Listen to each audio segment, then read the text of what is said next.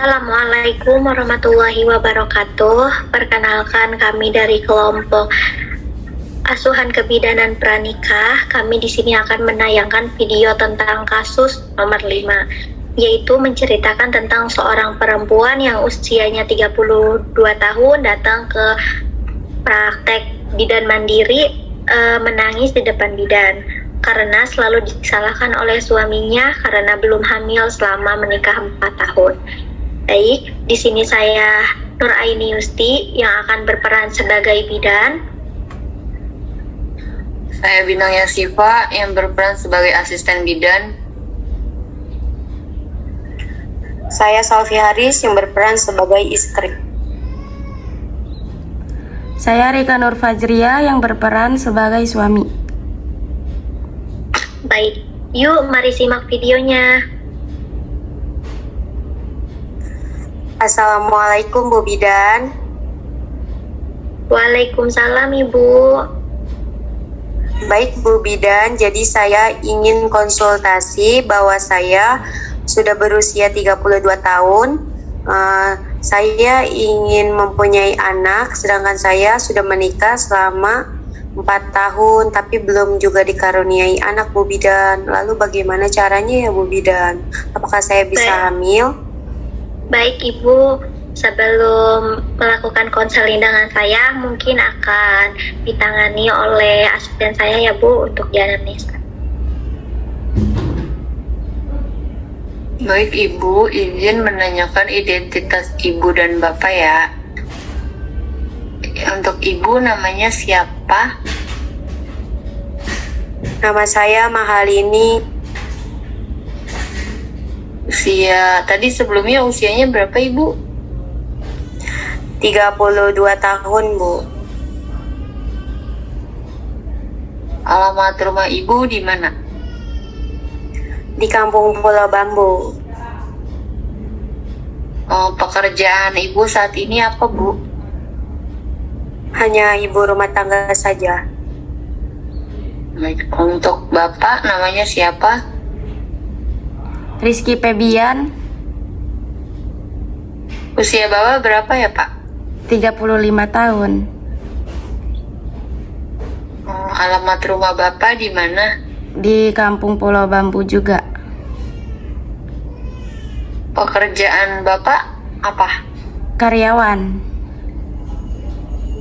Terima kasih ya Bapak dan Ibu. Baik Ibu, sebelumnya perkenalkan terlebih dahulu ya Bu Mahalini. Saya Bidan Aini yang selaku bidan yang berpraktek di klinik pada sore hari ini. Nah, mungkin dari kasus yang Ibu sudah ceritakan kepada saya akan memaparkan satu persatu agar Ibu tuh paham dan jelas atas penjelasan saya ya Bu.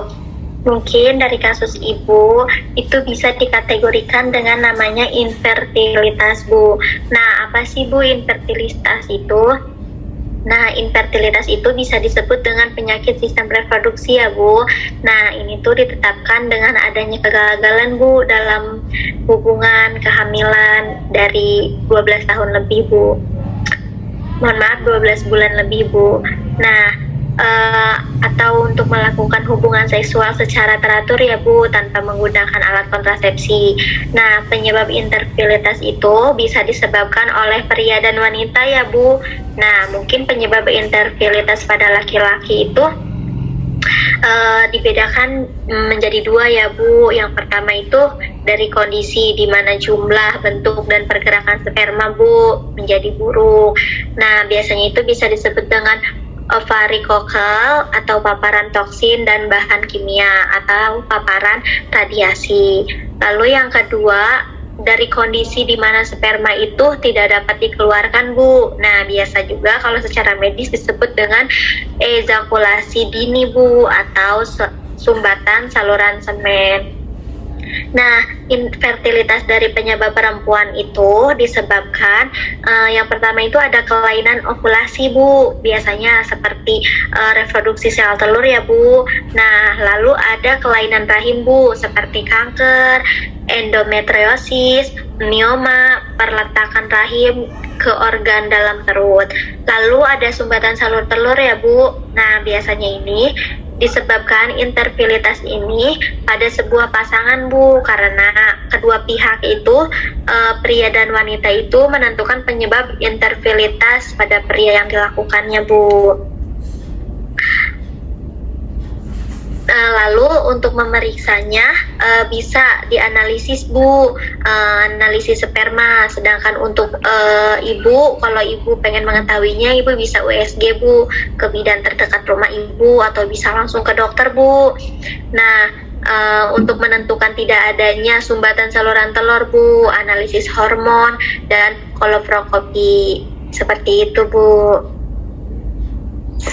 Baik Ibu Bidan, saya izinkan bertanya, apakah saya masih bisa memperoleh keturunan, Bu Bidan? Oh, baik Ibu. Oh, jelas bisa dong, Bu, karena berkat adanya usaha dan tawakal Ibu. Nah, bisa melakukan untuk memperoleh keturunan, Bu. Biasanya antaranya untuk melakukan hubungan seksual ya, Bu, dari sekitar masa subur Ibu, untuk melepas pelepasan sel telur sel telur matang dari indung telur, Bu. Nah, untuk mengetahui kapan masa suburnya, Ibu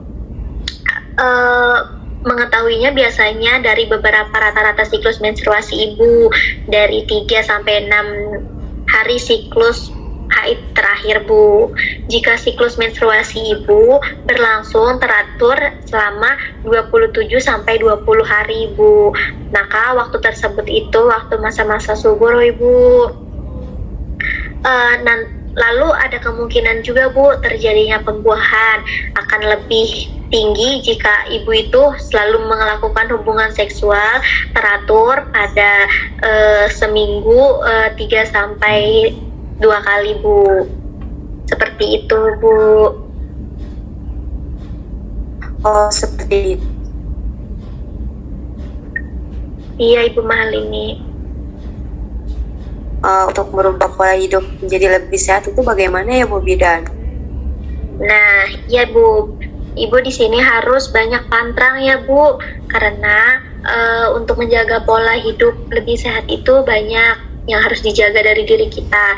Kayak Ibu tuh harus menjaga pola hidup Ibu bisa lebih sehat lagi dengan cara menjaga makanan yang bergizi, Bu, dan yang seimbang ya, Bu. Kayak dianjurkan Ibu tuh harus mengonsumsi vitamin sesuai kebutuhan. Ibu harus istirahat yang cukup, Bu, jangan terlalu capek.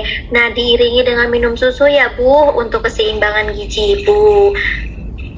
Nah, lalu ini juga ada ini ya, Bu, arahan Ibu harus menghentikan segala kegiatan kayak Ibu tuh terlalu capek tidak boleh, Bu. Lalu jika suami Ibu merokok itu harus dihindari ya, Bu. Tidak boleh di sampingnya atau dari bapaknya harus menghentikan rokok tersebut ya, Bu. Ya, Pak, demi masa subur Bapak dan Ibu.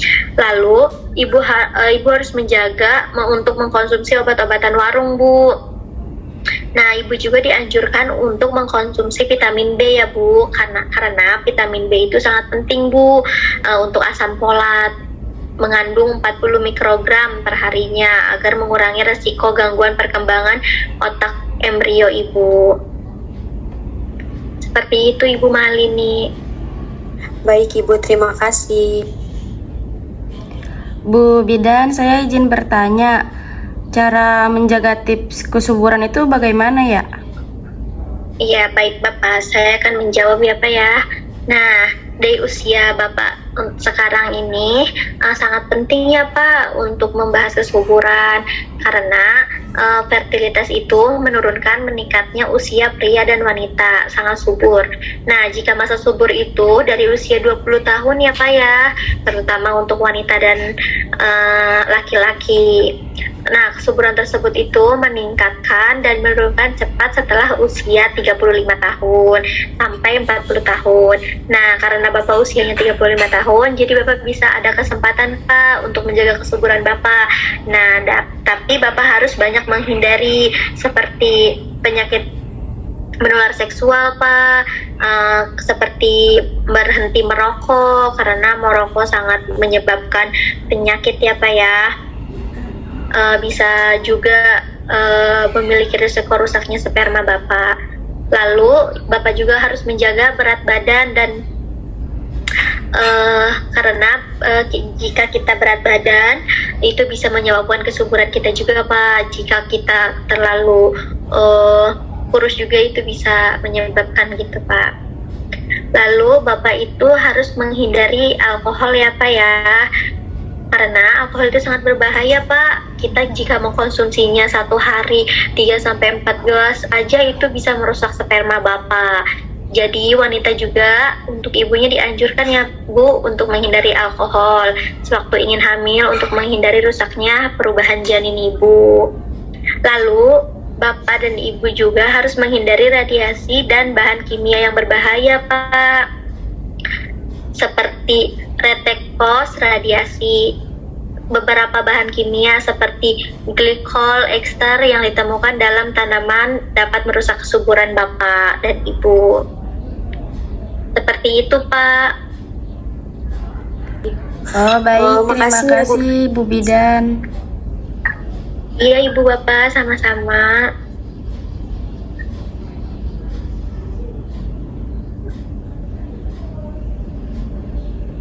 Ya, mungkin cukup sekian video dari kelompok kami. Kurang lebihnya mohon maaf. Wabillahi taufik wal hidayah. Wassalamualaikum warahmatullahi wabarakatuh.